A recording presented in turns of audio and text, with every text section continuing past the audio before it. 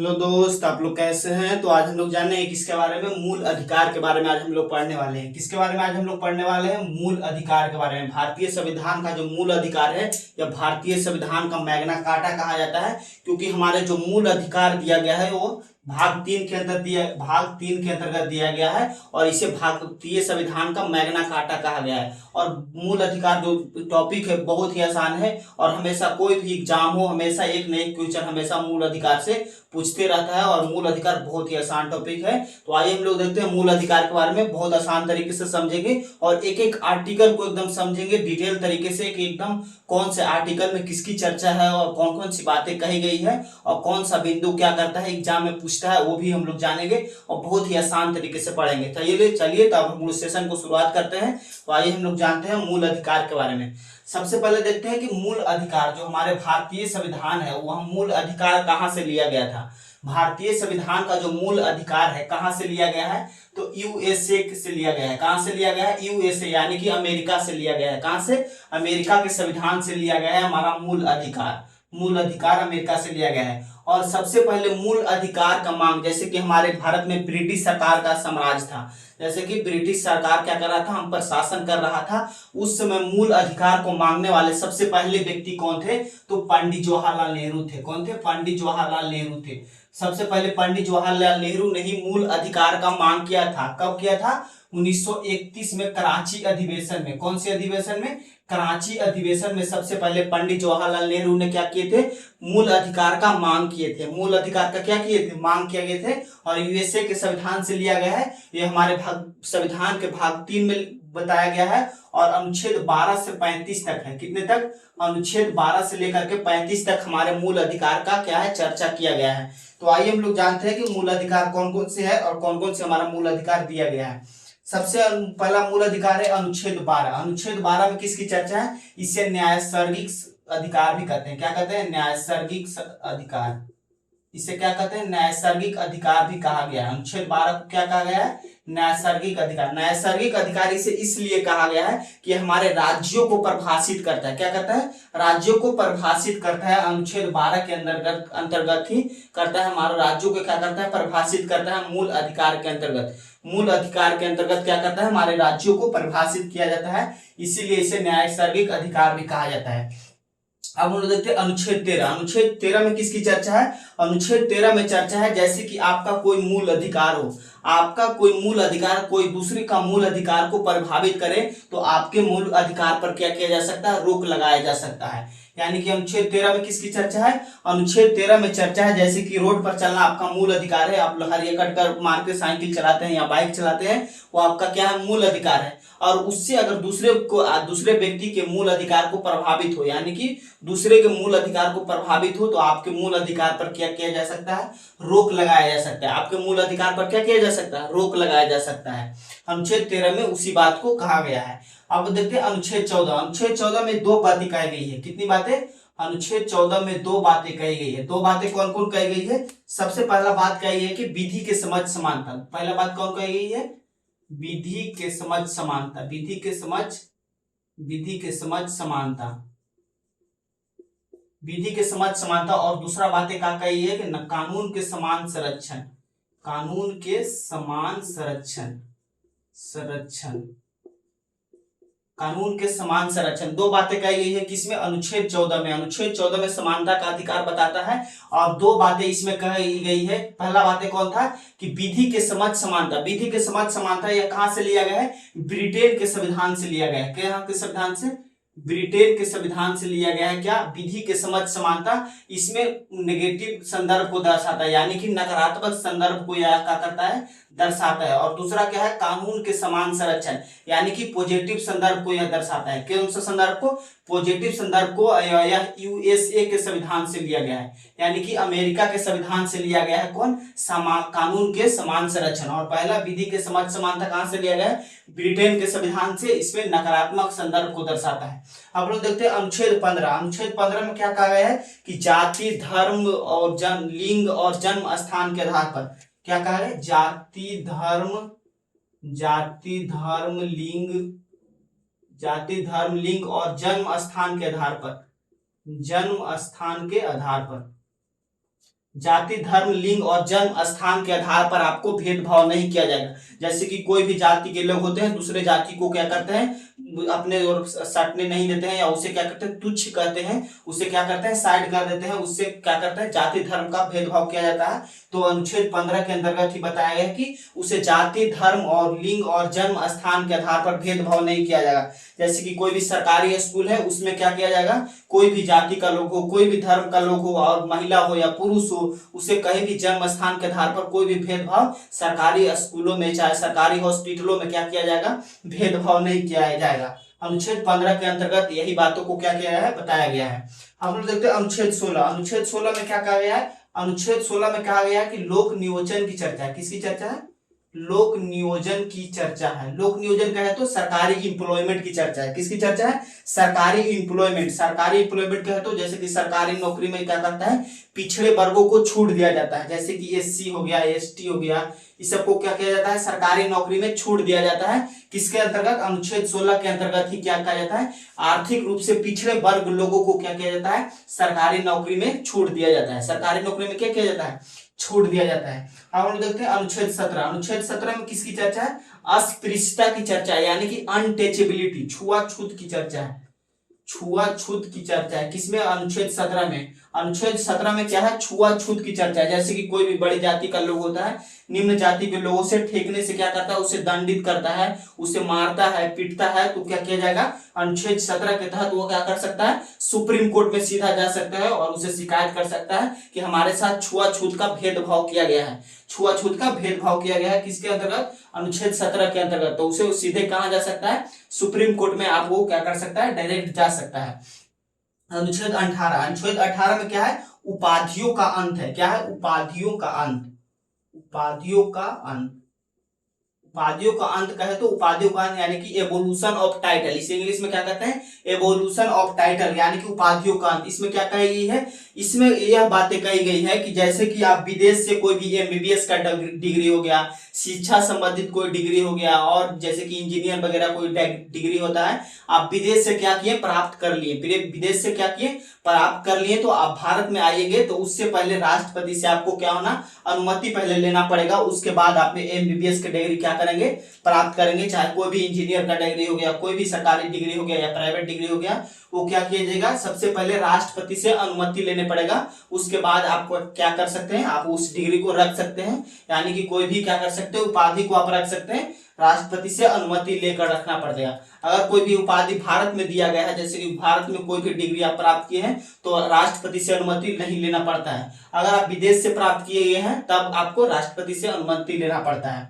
अनुच्छेद 19 में, अनुच्छेद 19 में 6 क्लाउज हैं। कितने क्लाउज हैं, दरअसल तो 7 थे, लेकिन एक क्लाउज को हटा दिया गया है। अभी 19 के क्लाउज कितने हैं, 19 में क्लाउज 6 क्लाउज बताया गया है। अनुच्छेद में कितने क्लाउज है, अनुच्छेद में 6 क्लाउज हैं। सबसे पहला क्लाउज में अनुच्छेद 19 के क्लाउज 1 में क्या है, अनुच्छेद 19 के क्लाउज 1 में अभिव्यक्ति की स्वतंत्रता है। किसकी चर्चा है, अभिव्यक्ति की स्वतंत्रता है। क्या है, अभिव्यक्ति की स्वतंत्रता है। अभिव्यक्ति की स्वतंत्रता है किसमें, अनुच्छेद 19 के क्लाउज 1 में। 19 के क्लाउज 1 में अभिव्यक्ति की स्वतंत्रता, जैसे कि झंडा फहराने की स्वतंत्रता, पुतला, जैसे कि पुतला वगैरह कोई प्रोटेस्ट में जलाता है, वो क्या है, हमारा धार्मिक या क्या है, मूल अधिकार है, हमारा क्या है, मूल अधिकार है। और अनुच्छेद 19 के क्लास 2 में किसकी चर्चा है, बिना हथियार संगठन, बिना हथियार सभा करने की चर्चा है। बिना हथियार सभा करना, बिना हथियार सभा करने की क्या है, स्वतंत्रता है। यानी कि आप कोई भी हथियार नहीं लिए हुए हैं तो आप बहुत बड़ा, जैसे कि प्रोटेस्ट वगैरह होता है तो क्या होता है, बिना हथियार के क्या कर सकते हैं, आप प्रोटेस्ट कर सकते हैं। उसी के बात को कहा गया है अनुच्छेद 19 के क्लाउज 2 में कहा गया है। अनुच्छेद 19 के क्लाउज 2 में। अनुच्छेद 19 के क्लाउज 3 में क्या कहा गया है कि अनुच्छेद 19 के 3 में कहा गया है कि बिना जो जैसे बिना हथियार यानी कि संगठन बनाने की चर्चा है। क्या है, संगठन बनाने की, जैसे कि आरजेडी हो गया, जेडीयू हो गया, ये सब बड़ा बड़ा जो संगठन है, बीजेपी हो गया, ये सब जो बड़ा बड़ा संगठन है, आप भी क्या कर सकते हैं, संगठन बना सकते हैं। यानी कि संगठन बनाने की आपको स्वतंत्रता दी गई है। क्या दी गई है, स्वतंत्रता। और अनुच्छेद 19 के क्लाउज 4 में, अनुच्छेद 19 के क्लाउज 4 में क्या है कि भारत के किसी भी क्षेत्र में, भारत के किसी भी क्षेत्र में आपको घूमने की चर्चा, यानी कि कहीं भी आप जाकर से भारत के कन्याकुमारी हो गया, चाहे उत्तर में देख लीजिएगा तो ऊपर में जम्मू कश्मीर हो गया, पूरब में देख लीजिएगा असम वगैरह, मेघालय वगैरह हो गया, पश्चिम में गुजरात हो गया, ये सब कहीं भी क्षेत्रों में आप क्या कर सकते हैं, जाकर के घूम सकते हैं। आपको पूरी आजादी दी गई है किसके अंतर्गत, अनुच्छेद 19 के क्लाउज 4 में घूमने की चर्चा है, भारत के किसी क्षेत्र में घूमने की चर्चा है। और अनुच्छेद 19 के क्लाउज 5 में, अनुच्छेद 19 के क्लाउज 5 में क्या कही गई है कि अनुच्छेद 19 के क्लाउज 5 के अंतर्गत भारत के किसी भी क्षेत्र में आप क्या कर सकते हैं, जा करके वहां पे बस सकते हैं, यानी कि बसने की, भारत की किसी भी क्षेत्र में बसने की स्वतंत्रता है। क्या है, भारत के किसी भी क्षेत्र में जाकर के बसने की स्वतंत्रता अनुच्छेद 19 के क्लाउज 5 में, अनुच्छेद 19 के क्लाउज 5 में। अनुच्छेद 19 के क्लाउज 6 था, पहले क्या था, अनुच्छेद 19 के क्लाउज 6 था, अभी ये नहीं है, इसे हटा दिया गया है। इसे 44वां संविधान संशोधन के तहत, 44वां संविधान संशोधन के तहत हटा दिया गया। कौन से संविधान संशोधन, 44वें संविधान संशोधन 1978 के तहत। कौन सा अधिकार था, संपत्ति का अधिकार था, यानी कि संपत्ति का अधिकार, यानी कि आपका कोई भी खेत वगैरह हो गया, जमीन है, आपका घर है, वो क्या है, आपका संपत्ति है, तो उस संपत्ति पर क्या है, भारत सरकार का क्या होगा, शासन होगा। यानी कि आपको चाह सकती है तो आपको घर से खाली करवा सकता है, उसके बदले में आपको मुआवजा दिया जाएगा, खेत को खाली करा सकता है, उसके बदले में आपको क्या किया जाएगा, मुआवजा दिया जाएगा। यह कब हटाया गया था, 44वें संविधान संशोधन 1978 के तहत। कब, 44वें संविधान संशोधन 1978 के तहत इसे हटा दिया गया था। उस समय प्रधानमंत्री कौन थे, उस समय प्रधानमंत्री मोरारजी देसाई थे। कौन थे, मोरारजी देसाई थे। और अनुच्छेद 19 के क्लाउज 6 देखिए, अब अनुच्छेद 19 के क्लाउज 7, अनुच्छेद 19 के क्लाउज 7 में क्या है, अनुच्छेद 19 के क्लाउज 7 में व्यवसाय करने की स्वतंत्रता, व्यवसाय करने की स्वतंत्रता, कहे तो बिजनेस करने की स्वतंत्रता है। आप भारत के किसी भी क्षेत्र में बिजनेस कर सकते हैं, भारत के बाहर भी जाकर के आप बिजनेस कर सकते हैं, लेकिन भारत के सरकार से क्या होना, आपको परमिशन लेना पड़ता है, तो आप बिजनेस करने की आपकी क्या है, स्वतंत्रता है। आप देखते हैं अनुच्छेद 20 के 20 में, क्या देखते हैं, अनुच्छेद 20, अनुच्छेद 20 में 3 बातें कही गई है। कितने बातें कही गई है, 3 बातें कही गई है। इसमें 3 बातें कौन कौन गई है, सबसे पहला बातें कही गई है कि आपको एक गलती की एक सजा दी जाएगी। आपको भी कोई गलती करते हैं तो उसके बदले में एक ही सजा दिया जाएगा, और सजा उस समय के कानून के आधार पर दिया जाएगा। क्या किया जाएगा, सजा उस समय के कानून के आधार पर। जैसे कि आप बहुत पहले चोरी करने का कानून था, उस पे जो अपराध दंडित किया जाता था उस समय अलग था और अभी अलग है। तो कानून के अधिकार क्या है कि आप जिस समय चोरी किए थे उसी समय कानून के आधार पर आपको सजा दिया जाएगा, उसी समय के कानून पर आधार पर आपको क्या जाएगा, सजा दिया जाएगा। और तीसरा बातें क्या है, इसमें तीसरा बातें कही गई है कि जब से कि आपको जेल वगैरह हो जाता है, यानी कि सजा की सुनवाई हो जाती है, आपको सजा हो जाता है, तो उसके आधार पर आपको जेल में भी क्या किया जाएगा, संरक्षण दिया जाएगा, यानी कि आपको सुरक्षा दिया जाएगा। जेल में भी क्या किया जाएगा,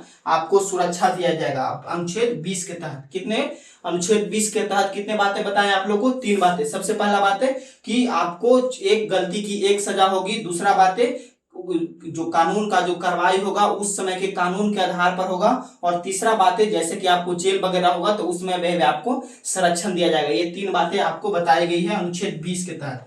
और अनुच्छेद 21, अनुच्छेद 21 में किसकी चर्चा है, प्राण एवं दैहिक स्वतंत्रता की चर्चा है। किसकी चर्चा है, प्राण एवं दैहिक स्वतंत्रता, प्राण एवं दैहिक स्वतंत्रता की चर्चा है। किसकी चर्चा है, प्राण एवं दैहिक स्वतंत्रता। जैसे कि आपका प्राण का रक्षा करना सरकार का क्या है, जिम्मेदारी है।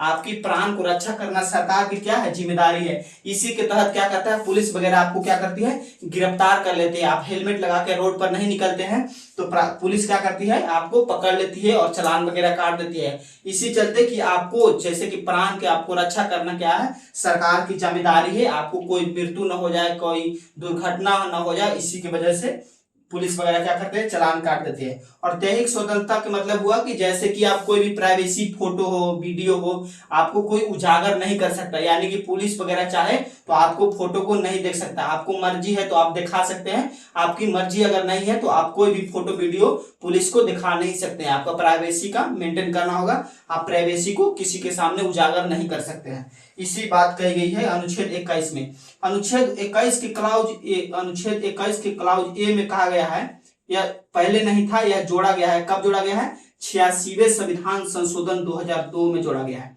क्या जोड़ा गया है? 21 के का जोड़ा गया है। 21 के का जोड़ा गया है कब? 86वां संविधान संशोधन 2002 के तहत। इसमें क्या कहा गया है? इसमें कहा गया है कि 6 से 14 वर्ष के बच्चों को 6 से 14 वर्ष के बच्चों को क्या किया जाएगा? निःशुल्क शिक्षा दिया जाएगा। निःशुल्क यानी कि उसे शिक्षा दिया जाएगा 6 से 14 वर्ष के बच्चों को। यह कब जोड़ा गया? 86वां संविधान संशोधन के तहत 2002 में जोड़ा गया था। कब जोड़ा गया था? 2002 में। 21 के क में इसकी चर्चा है।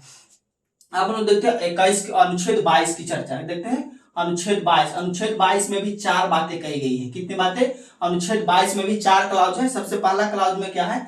अनुच्छेद क्लाउज 22 के क्लाउज 1 में क्या है? इसमें चर्चा है कि जैसे कि आप कोई भी गलती करते हैं, जैसे कि वारंट, जैसे कि आप कोई भी गलती, पुलिस आया आपको अरेस्ट कर लेती है, उससे पहले आपको क्या होना? वारंट दिखाना होगा। पुलिस को, कोई भी व्यक्ति को आप गिरफ्तार कर रहे हैं तो उससे पहले उसको क्या होना? वारंट, यानी कि उसके गिरफ्तारी का वजह बताना होगा। और दूसरा बातें क्या है? अनुच्छेद 22 के क्लाउज 2 में किसकी चर्चा है? अनुच्छेद 22 के क्लाउज 2 में कहा गया है कि आपको अगर 24 घंटे के अंदर, क्या कहा गया है? 24 घंटे के अंदर आपको न्यायालय में प्रस्तुत करना होगा। यानी कि कोई भी हाई कोर्ट हो, डिस्ट्रिक्ट हो या सुप्रीम कोर्ट हो, तुरंत वहां 24 घंटे के अंदर उसे प्रस्तुत करना होगा। 24 घंटे के अंदर, 24 घंटे के अंदर। उसमें छुट्टी वाला दिन नहीं गिना जाता है। जैसे कि संडे आ गया बीच में तो उस वाला दिन को काउंट नहीं किया जा सकता। कोई पर्व आ गया तो उसको काउंट नहीं किया जाता है। 24 घंटे के अंदर उसे क्या किया जाता है? न्यायालय में प्रस्तुत किया जाता है। और तीसरा क्या बातें कही है? तीसरा बातें कहा गया है कि वकील अपने पसंद से रख सकता है। कोई भी व्यक्ति के ऊपर अगर केस हो गया तो आप वकील क्या कर सकता है? अपने पसंद का वकील रख सकता है। अनुच्छेद 22 के क्लाउज 3 में यही बात कही गई है कि वकील अपने पसंद का रख सकता है। वकील अपने पसंद का क्या कर सकता है? रख सकता है। अब हम लोग देखते हैं अनुच्छेद 22 के क्लाउज 4। अनुच्छेद 22 के क्लाउज 4 बहुत इंपॉर्टेंट है। इसमें प्रिवेंटिव डिटेक्शन की चर्चा है। किसकी चर्चा है? प्रिवेंटिव डिटेक्शन की चर्चा है। इसमें इसी के अंतर्गत मीसा आता है, पोटा आता है और एनएसए आता है। इसी के अंतर्गत एनएसए वगैरह आता है। इस यह क्या है? जैसे कि आप लोग समझिएगा, इसके अंतर्गत शक संदेह के आधार पर आपको, जैसे कि आप पर संदेह हो गया कि आप बहुत बड़ा कांड करने वाले हैं, जैसे कि बम कांड हो गया, बहुत बड़ा आतंकवादी आप हैं, तो आपको कांड करने से क्या किया जाता है? रोका जाता है। और उससे कांड करने से पहले ही आपको क्या किया जाएगा? गिरफ्तार कर लिया जाएगा। और 3 माह तक आपको बंदी यानी कि नजरबंद बना करके क्या किया जाएगा? रखा जाएगा। इसी के अंतर्गत अनुच्छेद 22 के क्लाउज 4 के अंतर्गत, अनुच्छेद 22 के क्लाउज 4 के अंतर्गत ही क्या किया जाता है? आपको शक संदेह के आधार पर क्या किया जाता है? गिरफ्तार कर लिया जाता है और 3 माह तक आपको नजरबंद करके रखा जाता है। 3 माह तक नजरबंद करके क्या किया जाता है? रखा जाता है। इसमें देख लिए चारों अनुच्छेद क्लाउज, देख लिए चारों क्लाउज। पहला क्लाउज में क्या था कि आपको गिरफ्तार करने से पहले वारंट दिखाना होगा। और दूसरा बात है क्या है? 24 घंटे के अंदर न्यायालय में प्रस्तुत करना होगा। और तीसरा बात है क्या था कि आपको अपने पसंद से वकील रखना होगा।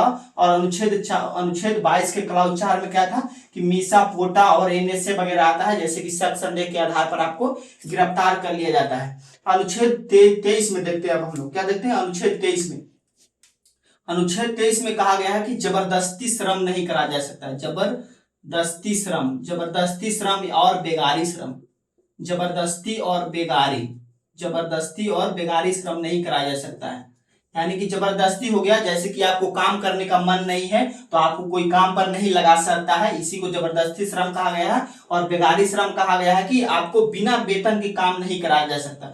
जैसे कि बड़े बड़े जो लोग होते हैं, दबंग लोग होते हैं, वो क्या करते हैं? छोटे लोग को उठा लेते हैं और बिना वेतन के क्या करते हैं? उससे काम कराते हैं। तो उस पर रोक लगाया गया है। अनुच्छेद 23 के अंतर्गत यही बात को बताया गया है कि आपको बिना वेतन का काम नहीं कराया जा सकता है। और अनुच्छेद 24 में किसकी बात कही गई है?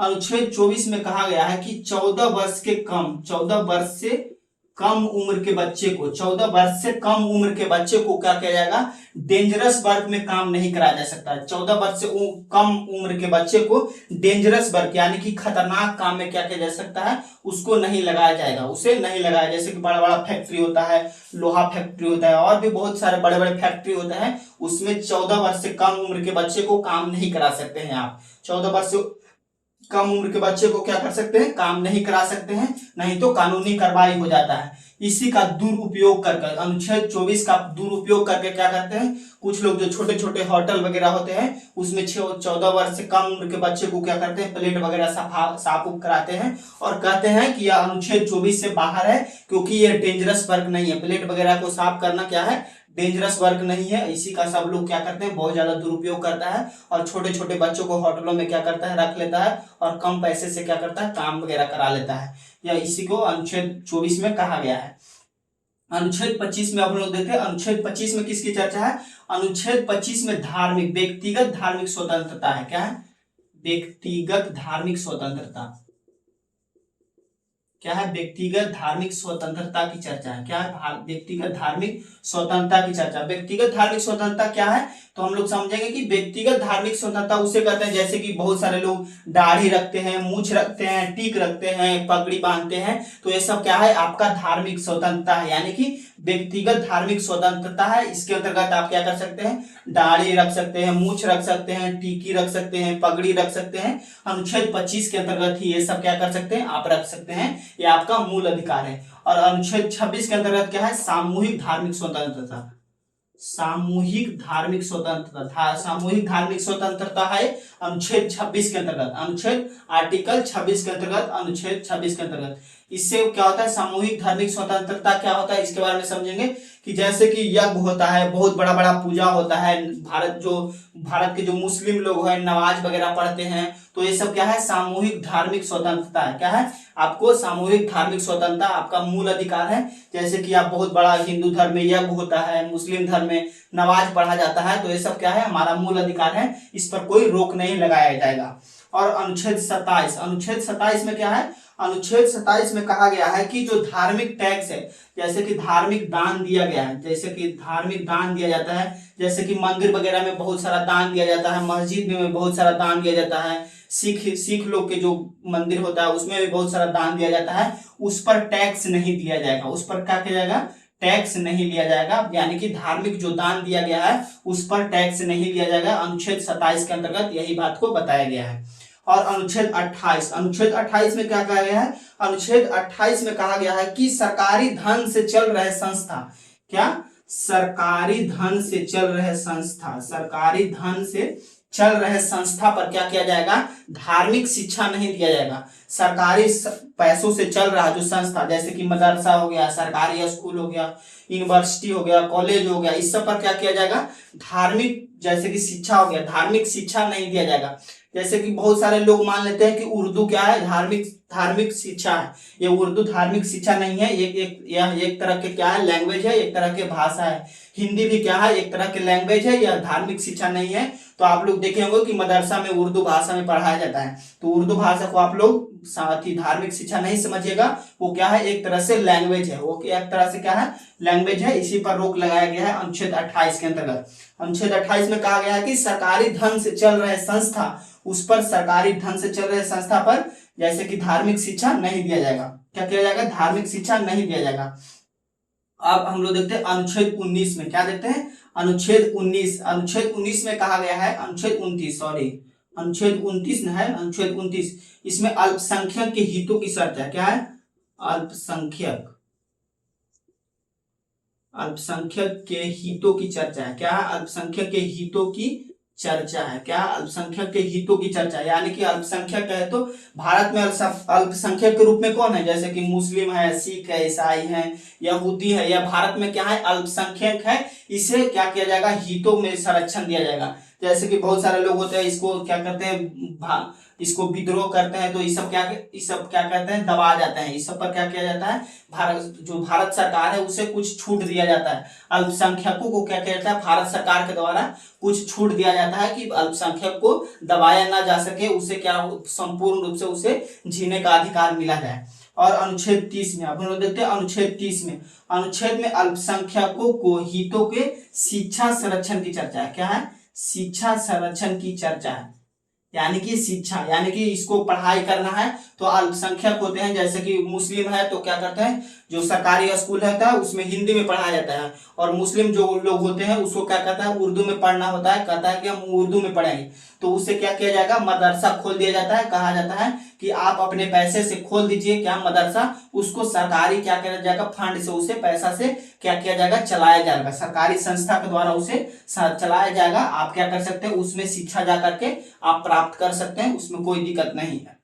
अब हम लोग देखते हैं अनुच्छेद 31। अनुच्छेद 31 में किसकी चर्चा है, अनुच्छेद 31 में चर्चा है कि आपको पैतृक संपत्ति की चर्चा है। इसमें पैतृक संपत्ति की चर्चा है, क्या है, पैतृक संपत्ति की चर्चा। ये भी क्या किया गया था 44वें संविधान संशोधन के तहत, 44वें संविधान संशोधन 1978 के तहत इसे भी क्या किया गया था, हटा दिया गया था। देखिएगा ये यहाँ था 19 क्लाउज 19 अनुच्छेद 19 के क्लाउज 6, इसमें क्या था, अर्जित संपत्ति। अर्जित संपत्ति क्या है, तो अपने द्वारा, जैसे कि हम अपने जमीन, हम अपने पैसे से जमीन खरीदे तो क्या है, वह अर्जित संपत्ति है। और पैतृक संपत्ति क्या हुआ कि जैसे कि आपके बाप दादा का जमीन है, घर है, वो क्या है, पैतृक संपत्ति है। इस सब को क्या किया, अनुच्छेद 21 के तहत इसे हटा दिया गया है। क्या किया गया है, अनुच्छेद 31 को क्या किया गया है, हटा दिया गया है। 44वें संविधान संशोधन के तहत इसको हटा दिया गया है। हम लोग देखते हैं अनुच्छेद 32। अनुच्छेद 32 बहुत इंपॉर्टेंट है। इसे भीमराव जो अंबेडकर थे, इसे संविधान का आत्मा कहा है। यह पूरे संविधान का आत्मा कहा है, क्योंकि आपका मूल अधिकार का कोई भी हनन हो, यानी कि पूरा क्लाउज जो अनुच्छेद, पूरा अनुच्छेद जो दिया हुआ है उसमें से आपको एक भी अनुच्छेद का आपको क्या हो, हनन हो, यानी कि आप पर, यानी कि हनन हो, उस अनुच्छेद का हनन हो, तो आप अनुच्छेद 32 का प्रयोग करके, अनुच्छेद 32 का प्रयोग करके सीधे आप सुप्रीम कोर्ट में जा सकते हैं। कहां जा सकते हैं, आप सीधे कहां जा सकते हैं, सुप्रीम कोर्ट में, और वहां आप जा करके कह सकते हैं कि हमारा अनुच्छेद 28 का, यानी कि 28 हो चाहे 25 हो, 12 हो, 13 हो, कोई भी हो, अनुच्छेद का आपको प्रभाव, यानी कि उस पर दबाव बनाया गया है, तो आप सीधे सुप्रीम कोर्ट में जा सकते हैं। वहां से आपको क्या दिया जाएगा, सॉल्यूशन दिया जाएगा। अगर आपका सुप्रीम कोर्ट दूर है, यानी कि दिल्ली बहुत दूर है, यानी कि नीचे वाले लोग होते हैं, केरल वाले, तमिलनाडु वाले लोग होते हैं, उसको दिल्ली जाने में बहुत दिक्कत होता है, तो वहां क्या कर सकते हैं, अनुच्छेद 226, अनुच्छेद 226 को प्रयोग करके आप हाई कोर्ट में जा सकते हैं। कहां जा सकते हैं, आप हाई कोर्ट में जा सकते हैं। वहां का हाई कोर्ट फ्री होता है, जैसे कि हाई कोर्ट में आप अनुच्छेद 226 का प्रयोग करके जा सकते हैं कि हमारा मूल अधिकार का क्या हुआ है, हनन हुआ है, हमारा मूल अधिकार का क्या हुआ है, हनन हुआ है। हम लोग देखते हैं अनुच्छेद 33। अनुच्छेद 33 में किसकी चर्चा है, अनुच्छेद 33 में चर्चा है जैसे कि संसद हो गया, मीडिया हो गया, गुप्तचर हो गया, इस सब क्या किया जाएगा, इस सब पर रोक लगाया जाता है। जैसे कि बहुत सारे मीडिया होते हैं, जैसे कि सरकारी संस्था, कोई बम का परीक्षण चल रहा है, परमाणु बम का परीक्षण हो रहा है, उस पर भी मीडिया जा करके क्या करती है, माइक सटा के बोलने लगती है। उससे क्या होता है, हमारे देश को जो गुप्तचरणीय जो सूचना है वो क्या होता है, उजागर हो जाता है। तो उसी संसद, मीडिया और गुप्तचर को क्या किया गया है, उसके शक्ति को सीमित किया गया है। क्या किया गया है, उसके शक्ति को सीमित किया गया है अनुच्छेद 33 के अंतर्गत। किसके अंतर्गत, अनुच्छेद 33 के अंतर्गत। और हम लोग देखते हैं अनुच्छेद 34। अनुच्छेद 34 में किसकी चर्चा है, अनुच्छेद 34 में मार्शल लॉ की चर्चा है।